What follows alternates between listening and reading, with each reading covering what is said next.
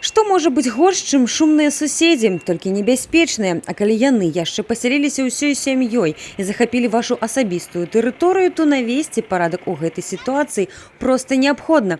З такой праблемай сутыкнуўся і супрацоўнік нашай тэлерадыёкампаніі Мікалай Цапаеў.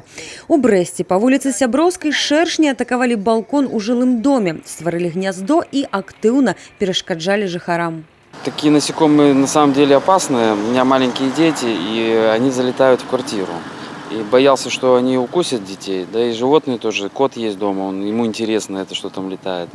Обратился в МЧС. Ребята приехали, помогли.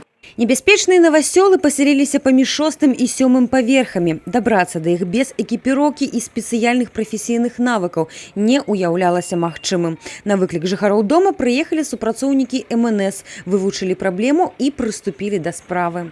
Опасны любые жалоносные насекомые, поскольку в жалах содержится яд, который может вызывать помимо зуда, раздражения и неприятных последствий, могут вызывать также при наличии предрасположенности определенных медицинских, в том числе анафилактический шок и даже смерть. Если ситуация на самом деле критическая, то есть существует непосредственная угроза от жалоносных насекомых, необходимо незамедлительно звонить по телефону 101.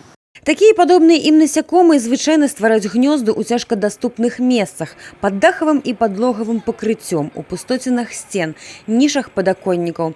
Неабходна разумець, супрацоўнікі МНС не труцяць драпежнікаў, а ліквідуюць іх гнёзды.